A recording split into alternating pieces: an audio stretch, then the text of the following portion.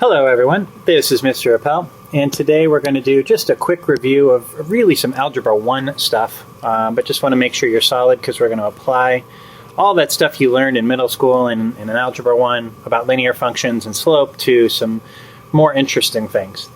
So let's take a look. First of all, just want to just kind of go over a few things here.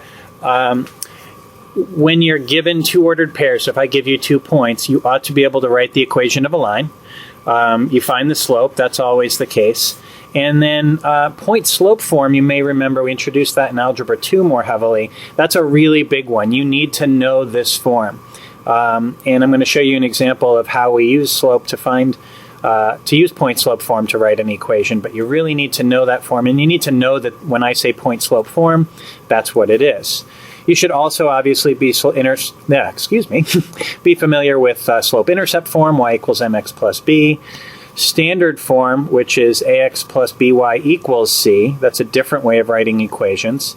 And when we write it in standard form, a and b are not fractions. So we have to clear out any fractions, and the a is always positive.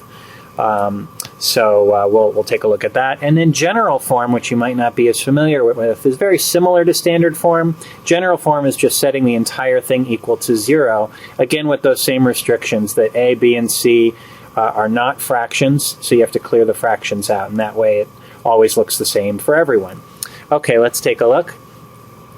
Write the equation of a line with this slope passing through that point. So in point slope form, it's y minus y1, which is this is your y1, this is your x1, is equal to your slope, negative 4/3, times x minus x1, which is negative 2, so of course that becomes plus 2. So if the question said just write it in point slope form, that's it. You'd be done right there. You just plug those values in, and that is point slope form. If I wanted to now rewrite that in standard form, I've got to do a little bit of work.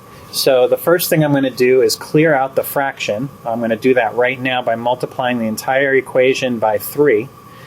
So that's going to give me on the left side 3y minus 21. I'm going to distribute that 3. And on the left, I have negative 4 times that x plus 2. Now I can go ahead and distribute on the left. Sorry, I'm in an awkward position here, which is why my writing is a little worse than usual. Negative 4 times x is negative 4x, times the 2 is minus 8. And now again, standard form, the x's and y's go on the left, numbers on the right. So I'm going to add that 4x over here. So I'm going to have 4x plus 3y.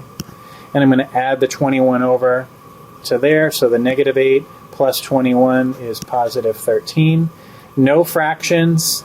A, B, and C, there's nothing I can divide by. There's no common factor of A, B, and C, so I can't make this any simpler. So that is in standard form. And if I wanted to put this in general form, I would just simply move the 13 over, and that would be general form. Okay.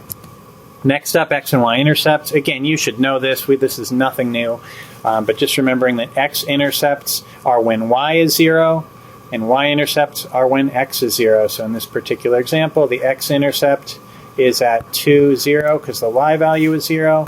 Y-intercept is at 0, 2, because that's where the x value is 0. Okay. Horizontal and vertical lines, again, you should know this, but just to remind you, so if you have the equation y equals 5, that's actually a horizontal line. Because if you go to where y is 5, that's 5 on the y-axis. Those are all the points where y is 5. So it's a horizontal line. Whereas a vertical line might look like this, x equals 5. And if you go to 5 on the x-axis, you get a vertical line. Wow, that is an embarrassing line, but pretend that looks good. Again, I'm at an awkward angle here. Okay, slopes of these lines, you remember that the slope of a horizontal line is 0. Right? Uphill lines have positive slope, downhill lines have negative slope, so horizontal has a slope of 0. Vertical line has an undefined slope. Undefined slope, or we say it has no slope. That's different, very different from a slope of 0. 0 is a number, undefined is not. Okay. Whoops, and that's really all I have for today. Thanks.